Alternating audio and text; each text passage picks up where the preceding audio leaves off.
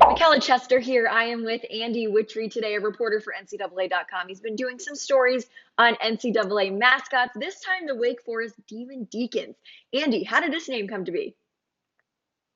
So there's a discrepancy in where this mascot name came from. So Wake Forest's own website says that back in 1922, its football team beat Duke, which was then called Trinity College, and this is where Demon Deacon supposedly came from.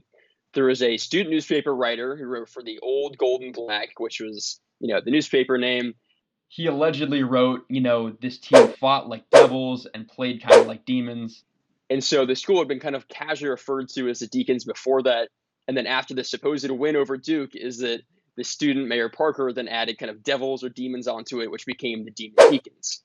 However, the story isn't entirely true. When you go back to Wake Forest's own football media guide, is that when they played Duke in 1922, they actually lost the game 3-0.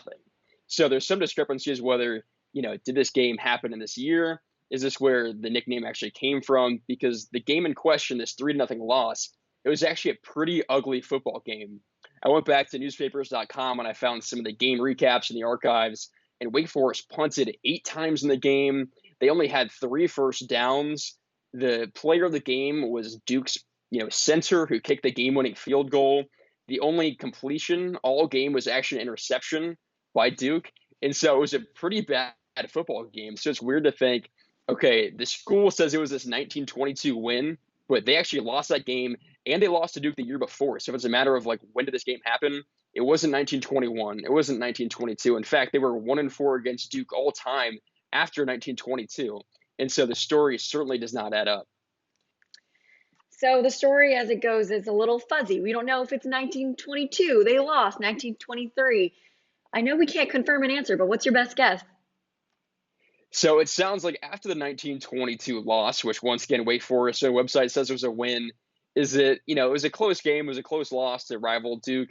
Is it someone, whether it was the student, Mayor Parker, or someone else, called, the team like demons or devils? There was a reference to the team Sinner, saying that he played like a demon.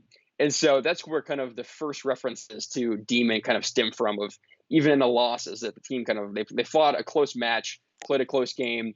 And then the next year, they did beat Duke in 1923. It was a 16-6 win. And so entering that game is that the first reference that we found using newspapers.com to Demon Deacons was on Halloween of 1923, previewing the matchup.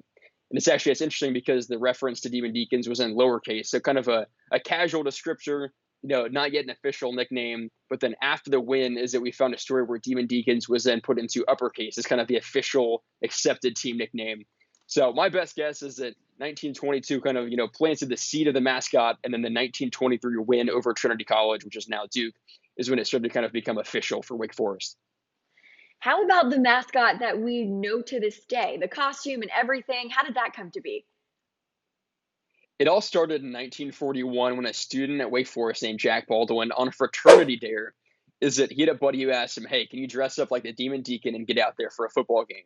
So Jack Baldwin, wearing a black top hat, a tuxedo, he had an umbrella with him, is that he goes out there and he fires with the crowd, and the fans love it. They go crazy.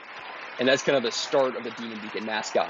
There's even a picture I found where he's, quote unquote, riding the UNC Tar Heel on the sideline, once again, kind of just playful egging of an opponent.